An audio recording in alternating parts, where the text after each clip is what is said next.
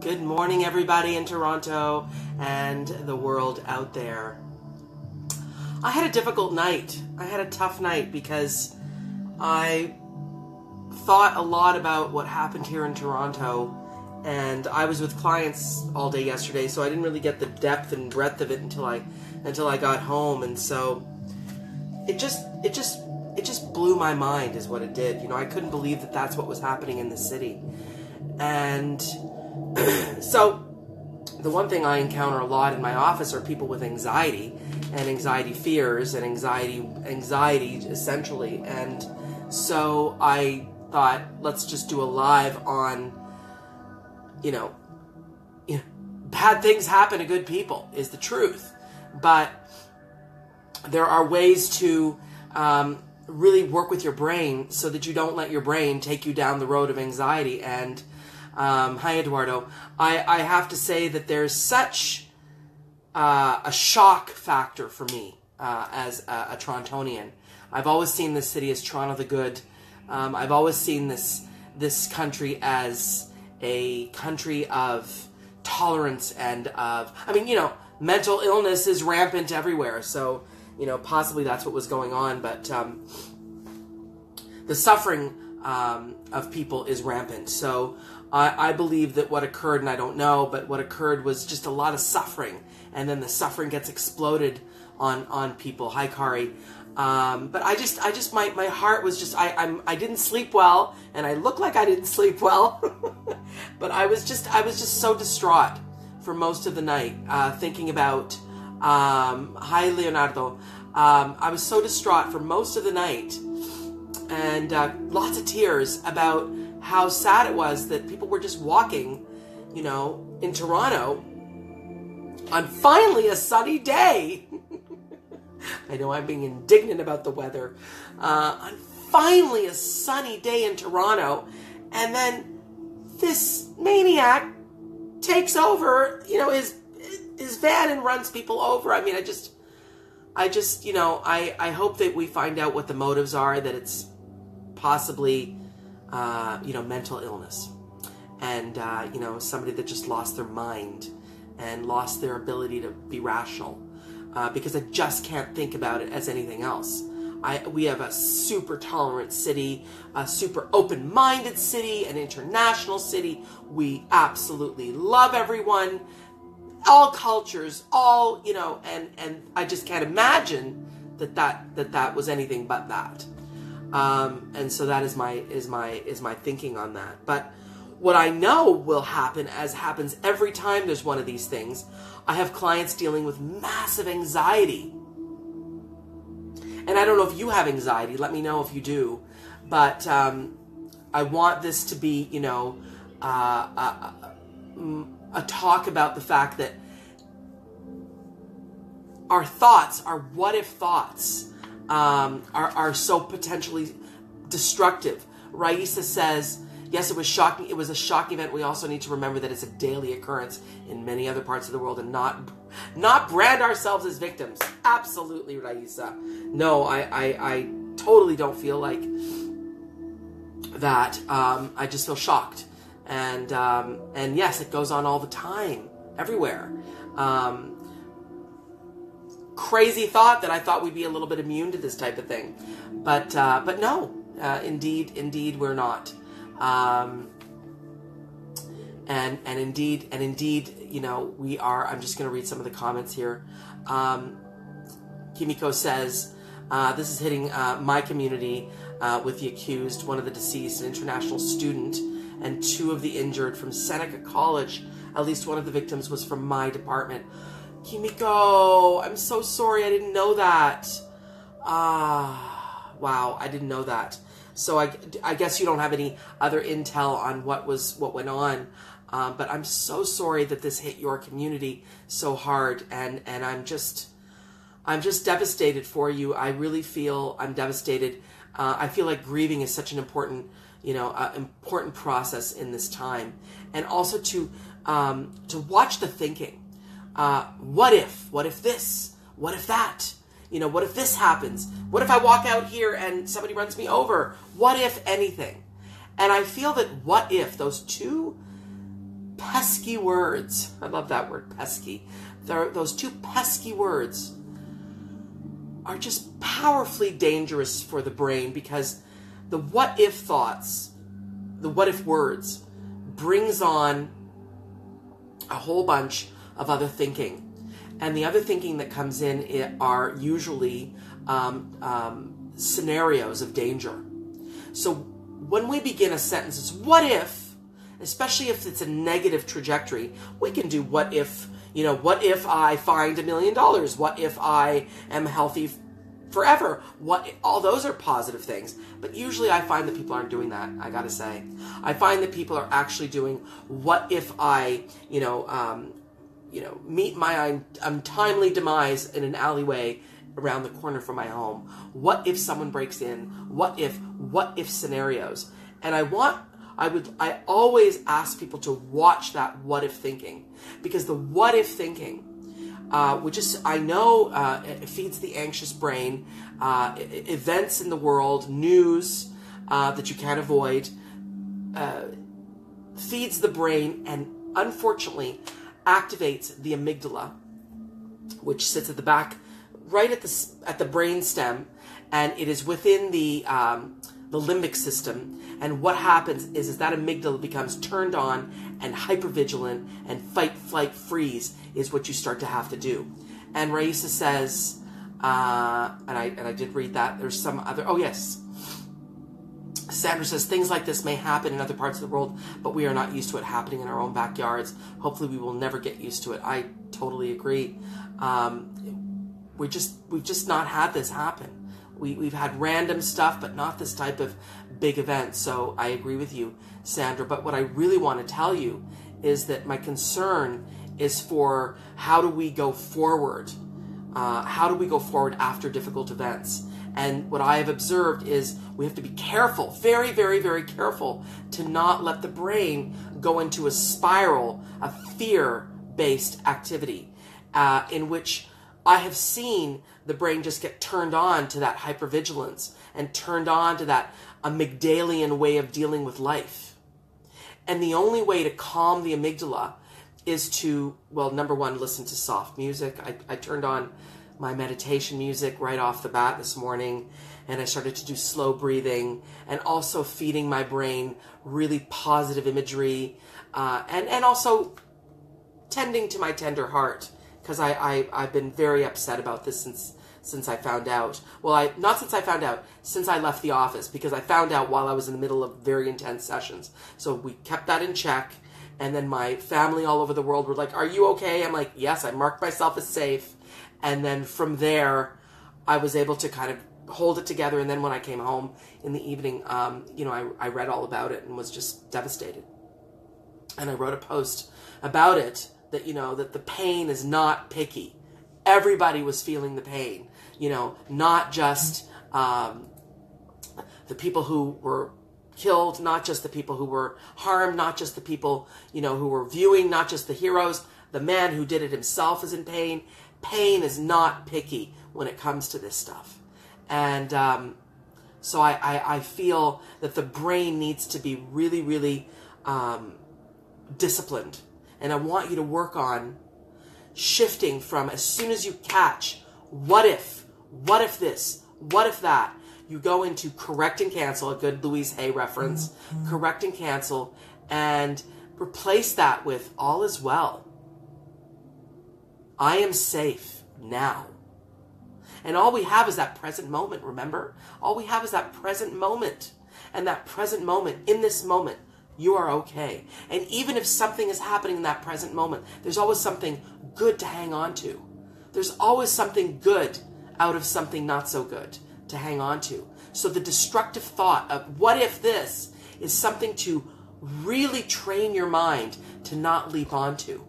Because the what if thought will activate the amygdala and the limbic system, which prepares you then for something scary.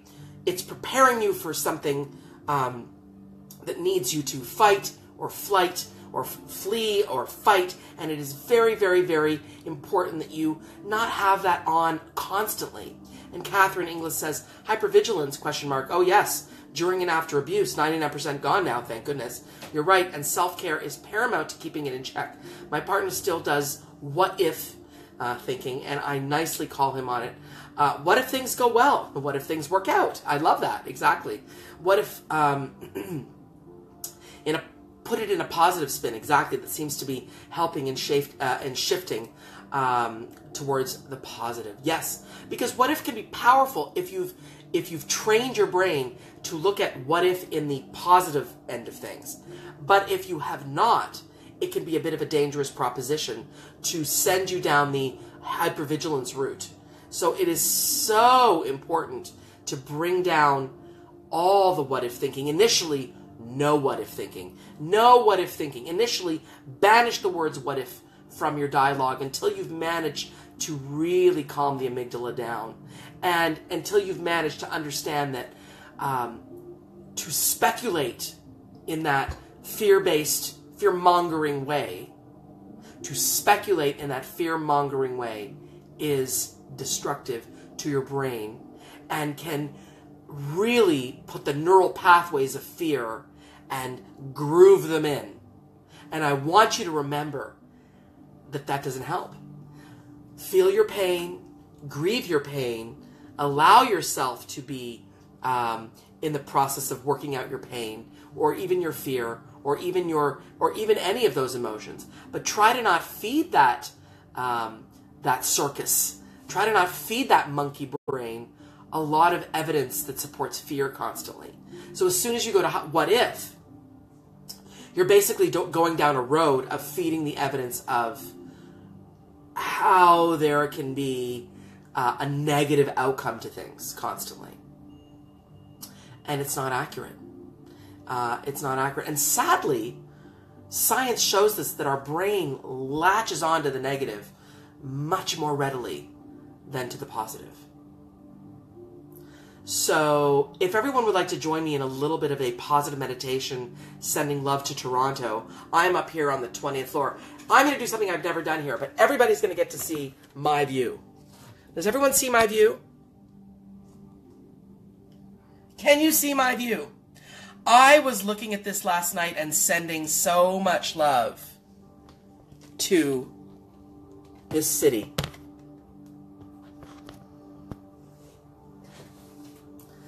And I'm wondering if you saw that. Because I really want you to know that we can do a little bit of a visualization for the city. So come together. Everybody come together. I can feel you coming together. Have a seat and get comfortable. And I've got a little bit of music on.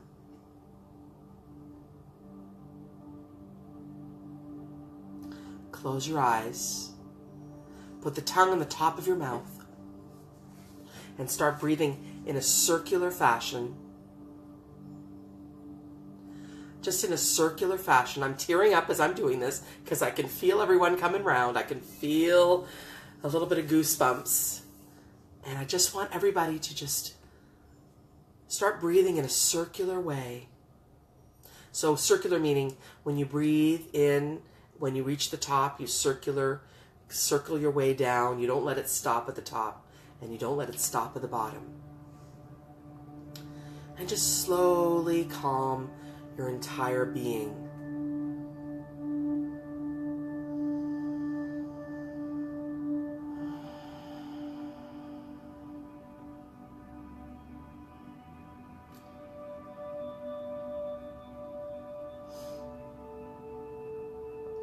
I just want you to think about this amazing city called Toronto. The meeting place. The meeting place, Toronto. It's a city full of diversity, beautiful lake, stunning lake, Lake Ontario, beautiful parks, urban sprawl, amazing business going on in the city, great people. And I just want you to imagine, firstly, take all of your attention to the area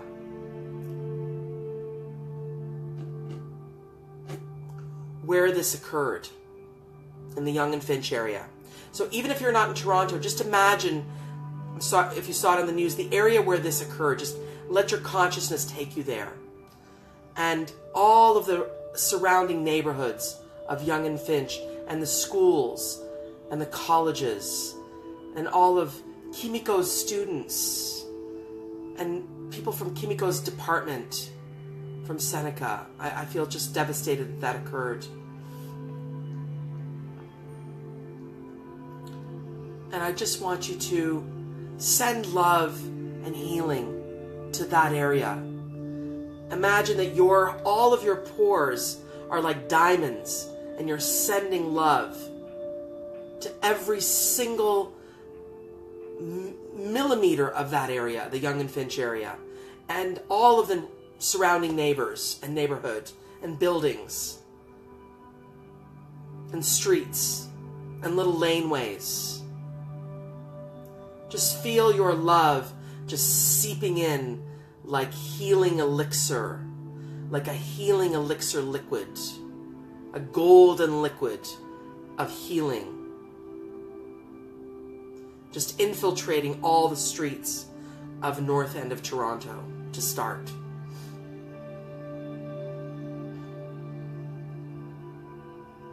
And imagine each person taking in the healing. Every single person in that area that lives there, that works there, that frequents there, is now filled with your love, filled with your healing, filled with your ease, filled with your good intentions.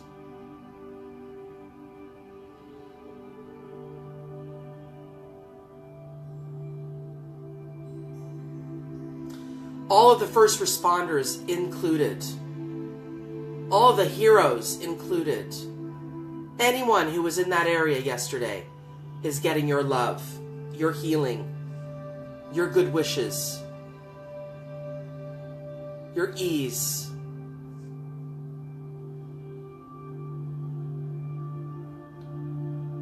Now imagine all of that energy that is concentrated in the Yonge and Finch area.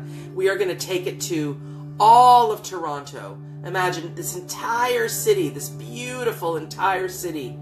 All the people who watched, all the viewers, all the passersby, all the children, all the teenagers, all the adults, all the teachers, all the first responders, all the nurses, every profession, engineers, therapists, clients, anyone you can think of, shopkeepers, bus drivers, taxi drivers, Uber drivers, Lyft drivers, any single human that you can think of is now included in our visualization.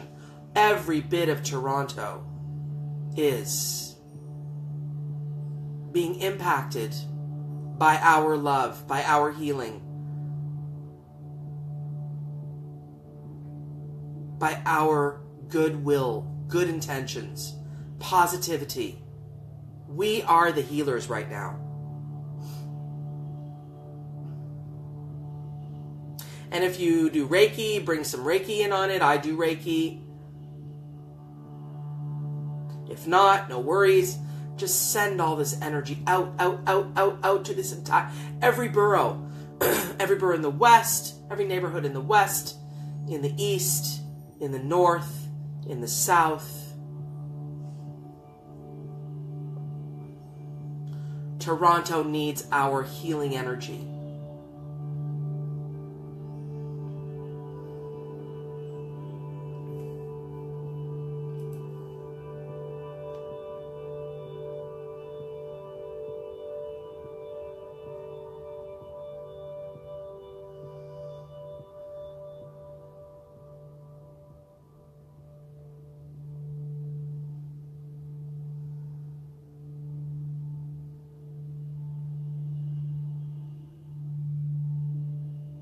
Imagine all the shock being healed, all the trauma being healed, all of the lack of ease being quieted, all of the pain being neutralized, all of the brokenness being put back together.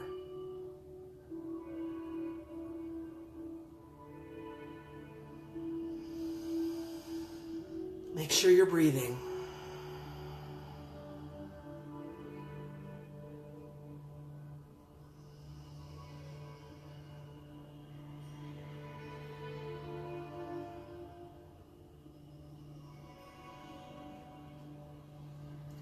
I want to expand this amazing energy of healing to the rest of the country. Just big, big blanket of healing on all of Canada. Just imagine a picture of the map of Canada and just imagine all the way to the far reaches in the east are receiving your healing and receiving your love and receiving your good and your amazing healing energy. All of that energy is now in the north of Canada. All of the beautiful northern communities are receiving your love. They need it. And your healing.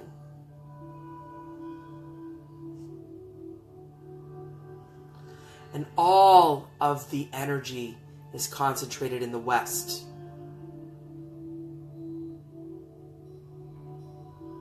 All of the healing in the west. And in the south, all the southern, where we are, the southern Ontario, southern Canada, all the way down at the border, every part, and in the center as well. Just imagine the entire country just shining and vibrating and just glistening with our healing energy from this meditation and visualization. Imagine that you're giving a virtual hug to every person in this country, to every person in this beautiful country, to every person in this city, every person, every single human in this city is being hugged, comforted, loved, embraced, healed by this meditation right now.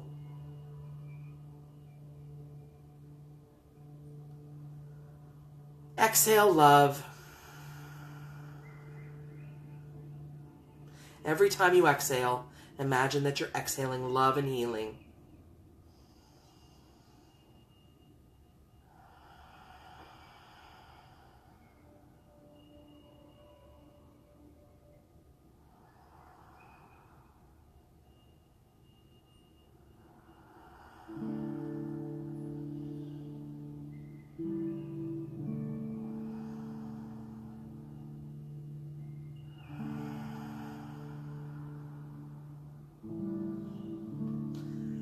Right now, though, all of that energy that I feel so much, I want you to imagine it just gathering like a hurricane, all of that love and that healing.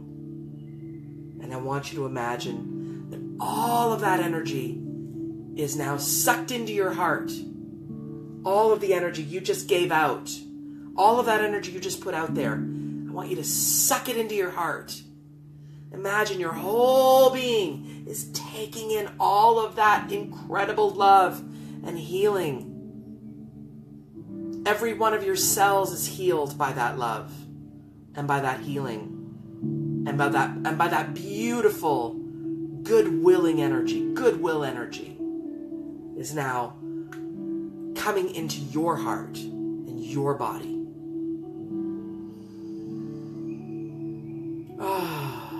I feel it. I hope you are too, because I feel it.